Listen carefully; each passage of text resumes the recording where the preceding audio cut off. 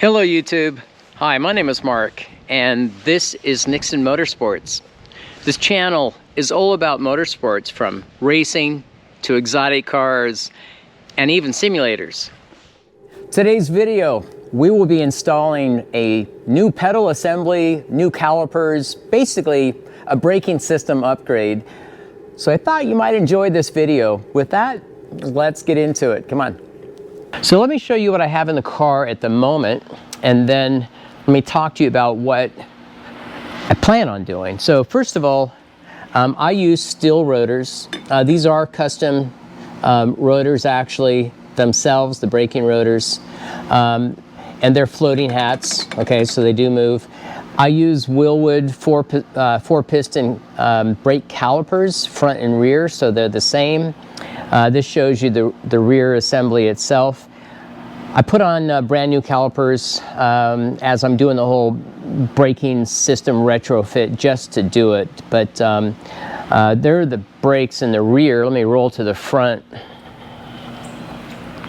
Here you can see the calipers on the front itself, right? Again, floating disc. Now, let me turn over and show you the pedal assembly. And talk to you about what I plan on doing. So if I pan into the car here, so here is the pedal assembly that's in the car. Now it does have a balance bar, of course it has to. It has, if you can see it here, it has two master cylinders, one for the front, one for the rear. It has another master cylinder for the clutch itself, and then of course you have your throttle. It works actually with not too much issues, and I do like how the fluid reservoirs attach right to the master cylinder itself. It makes it pretty handy. I'm gonna yank that out and obviously keep it if I need to go back to it. But I'm gonna play with the Tilton Pro 3-pedal assembly. So I have one ordered. Now these actually have the floating, if you want to call it that, the floating master cylinders, where they actually have a bearing mount on the front of the master cylinder, so it actually floats with travel of your pedal, so you don't have any bind or anything when you're depressing brakes, right? I think that will make a difference. I'm also going to play with master cylinder diameters, simply because that's a turning tool. But I'm going to yank this out, put a few parts in. We'll actually obviously get it on the track and see what it does, if I like it or not, and so on, okay? All right, so let me pan down here and show you the new pedals, right? These are the pedals that will be going in the race car. This is the Tilton 900 series pedal assembly. And as you can see, it's quite the beauty. I'm not sure what material. It feels like some light alloy, probably some aluminum alloy combination, quite light. Here are the master cylinders that actually go with the 900 series, and you can see the mount for them here on the back side. It's not solid mounted. It's mounted via a bearing, so this actually will move and pivot with the pedal itself, right, as that angle changes. So that's very cool. One thing I thought I would do, and I do this actually with most parts that I put on the car, is I weigh what I have and what I'm going to and that kind of thing. Let me talk about that first for just a second. Look, let me go off on a tangent. So weight in a race car is a big deal. Everybody knows that. I've heard in the past, so whether it's accurate or not, it doesn't really matter. It's just kind of the basic reference. About every 10 pounds of weight, additional weight that you carry in the race car, it's about 1/10 of a second. Just assume that that's a very close number. So the more weight you can save down to your minimum weight for the class or for the car is a positive. So anyway, enough of that. Go back to the pedals. Let me turn to the pedals again. So I weighed the new pedal assembly with these super lightweight. They almost feel like a magnesium body master cylinder. I'm not sure.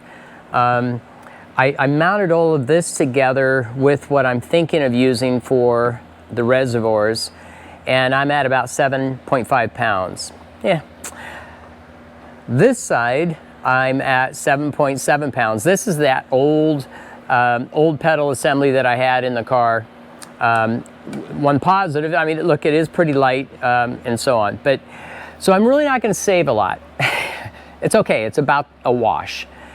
Now, two things though. Why am I doing the new pedal assembly for brakes and just driver feel? Right? Is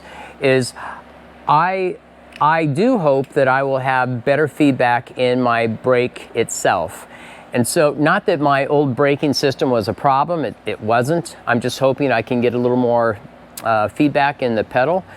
And look, that's a performance advantage. So this has a lot of adjustability. I'm hoping I can do that. I'm going to stay with my original master cylinder bore size that I had, instead of changing diameters in the master cylinders out of the gate. The reason I'm doing that, I want to keep the variables of change down to a minimum. So I'll use the same bore diameters for master cylinders with the new pedals in the car. That will be my initial setup, and I'll play with the feel there and evaluate which direction I want to go. Does that make sense? The next up though, you know, and I really didn't talk about this, but it's true. So when I think pedal feel, it's not just brake. Now, when I look at this, I use a 3-pedal setup. Some drivers move their clutch to the steering assembly. I don't, I just call it old school. I like the clutch on my pedal box. So I do have a 3-pedal assembly for that. I use hydraulic clutch control, which makes my clutch really, really smooth. Now that I'm not as concerned about. You use clutch in these cars just to get rolling from a dead start. Now brake I just talked about. The other one though is throttle. And you know, I've overlooked that, if you will, or at least my initial thinking on it. This is extremely smooth compared to this old rake-and-take cable piece on the old pedals. And you know, the smoother your throttle, the more precision you have on throttle when you need to modulate throttle. I suspect I'll find that really, really cool. So the next up, for this pedal assembly, I need to get this in the car, just have some kind of an idea, mounting-wise, what it looks like, and then I need to decide what drive-by-wire sensor setup I'm going to use. And here's one assembly that I have that I'm going to consider. Here's another one. This one's actually from Tilton itself, and they both are dual-channel sensors. For drive-by-wire, you need 2 channels, right? You have your primary sensor, and then you have a tracking sensor, and it's simply for safety. In case you have a sensor that goes crazy, the ECU will shut down. It will not allow the engine to go in some over rev or weird condition, right? So let me get this in the car. Let's see what it looks like, and then make a decision as far as thinking for mounting, what drive-by-wire sensor setup we're going to want to go with, and so on. All right, so let's get this in the car. I'll be right back. All right, so I put the pedals here in the front of the car, just trying to get an idea of mounting location, kind of clearances, and so on. Yeah, they fit with no problem. One question I'm looking at here is, looks like I'm going to have to shim it up just a little bit, get the pedal height up a touch. It's either that or I can move this top mount as well. So I'll have to play with that as far as making a decision on the physical height for mounting. Looking at clearance over here for the throttle, I think it's already I've decided what drive-by-wire setup I'm going to use. Let me go over and grab this thing for you. I'm going to use this small little guy. I picked this up from I think it's PE, if I recall. It's a company out of Australia. It's pretty trick, actually. I'm not sure if I can do this with one hand, but basically I'm going to mount this drive-by-wire setup over here on this side, just straight behind the throttle. I think that's the best way to go. So let me muck around here with fitting just a little bit more, and then we'll come back, okay? Okay, so I have the pedals assembled for the most part. Let me pan down here and show you what I've done. Not in the car, of course, as you can tell. So I decided to use this little drive-by-wire sensor. It's from PE Racing out of Australia. Pretty cool. It is a dual channel, and the way I've mounted that, you can see ratio-wise, it's pretty much a 1-to-1, which is fine for me. I don't need some weird dynamic curve on throttle. Extremely smooth. That should be quite nice. The dual master cylinders, of course, for front and rear brakes, and then one master cylinder for the clutch. And I put this time I'm going to see if I like this or not. I put a small breather screw for the fittings on the master cylinder, so I can actually bleed them right here, and then of course down line at the calipers. So should be kind of cool. So now I need to get this thing, go back and rotate around here. Now I need to get this thing in the car. I'll have to take it apart slightly again, but get it in the car, play with some of the mounting, the height of the pedal assembly, and then we can kind of go from there, okay? So let's go ahead and do that. All right, so I have the pedals mounted in the chassis. Let's go over here and take a peek so you can see what it looks like.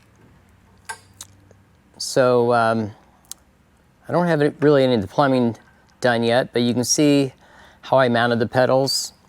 Here's the drive-by-wire sensor, and you can see that clears, that works well. Nice and smooth, actually. Here's the brake. Go up here, you can kind of see the two cylinders working, and then here's the clutch. So all of that seems to be working well. I will look at my plumbing here a little bit. Need to make a decision where I'm going to mount my reservoirs. Probably going to put them right here in front, I think. And obviously my bias adjuster needs to be installed, and all of the 3AN lines for plumbing, for the brake fluid, all that has to be done, so that's not in yet. But that gives you an idea of what it's looking like.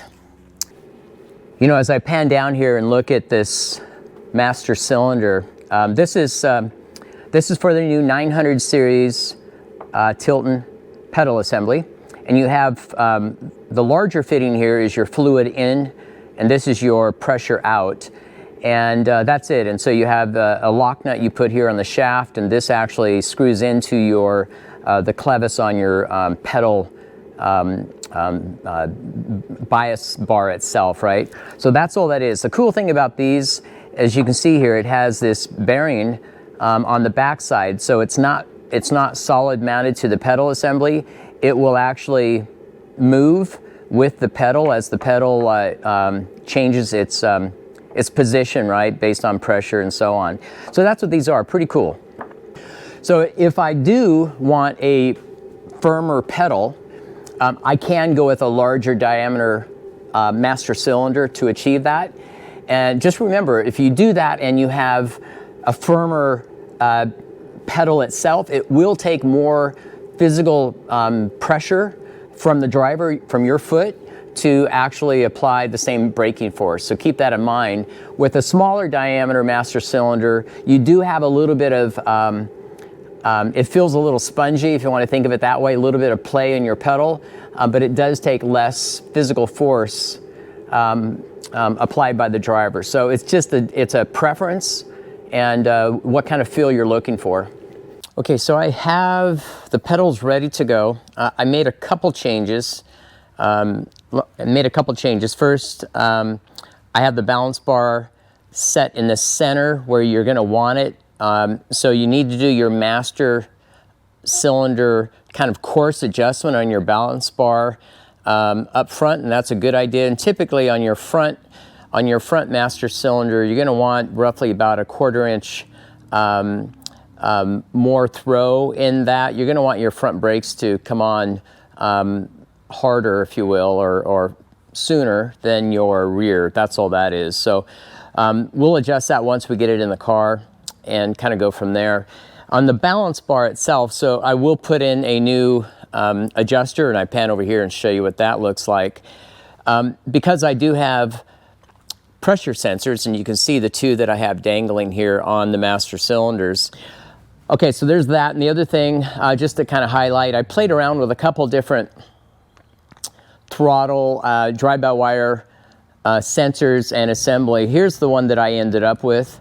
Works quite well. This is a Tilton unit itself, this bracket, and it works well. So you do have an adjustment here, and you can change kind of the orientation you want to a degree. I like it. I know they got a couple versions of this. This one works for my application well, and it gives you enough resolution in your, let me pan over here, in your sensor itself. Gives you enough resolution in your sensor where it works well, so very, very smooth. I like that. So that's all in place. I'll get this in the car, and at that point we'll get back to some of the plumbing aspect of things. I need to get my reservoir in place, and I'm going to be using this small Tilton unit. It's kind of a 3-in-1 sort of cylinder or reservoir. Actually, they're isolated, so if you have any one of these three that leak, for an example, your other chambers will be untouched. So I do like that, but this is what I'll put in. Then I'll have to hook up my bias adjuster itself, and at that point we'll be able to power on the car, and we'll be able to see what the bias looks like with the pressure sensors and so on, right? All right, so let me pan down. The pedals are in the car. Let's take a peek at that really quick. And you've seen this now a couple times, but just to show you, the pedals are completely in the car. I have my brake reservoir mounted here. Well, actually, sort of. I have it strapped in for the moment. I do need to put my brake lines in place and the 4AN reservoir, fluid reservoir lines into the master cylinders. I need to do that. Once I do that, then I will check to make sure the pressure sensors are working by powering up the electronics on the car. And the final step before I will take the car on the track is I will, with electronics on, I will be monitoring the brake pressure, both front and rear, and I'll apply pressure on the pedal, and I'll be looking at that pressure. Now, I will not be using the bias adjuster, right? Let me pan down here. I will not be using this initially. That's fine tuning. I will focus on the, I'll call it throw length again, right? These, if you can see my finger pointing, right? There's this shaft from the master cylinder into the clevis for the balance bar on the pedal. So with pressure applied, I'll be looking at the ratio, and I'll be targeting about, I think I'm 54% towards the front, and I'll be using that throw length on those shafts from the master cylinder to adjust the master or the course level adjustment for the bias. Does that make sense? So I'll do that, and the car at that point is ready to take on track and test the pedals, adjust, and so on from there, okay? All right, well, I have the brakes in the car. I have not adjusted the bias yet. I'll be doing that in a minute. But at this point, I think we're good to go. So pretty cool. I'm looking forward to see how well this works, right? But that's it for this video. I hope you found a few tidbits of interest and use. If you have any comments, thoughts, questions, right, shoot those over. on the channel. I'll get back to you as quick as I can on that. But that's it for now. There's several other projects underway here for this winter upgrade. So stay tuned. And if you haven't subscribed, come on, end of year, it's time to do it, right? Hit that button, subscribe. I would appreciate that. All right, until next time, ciao.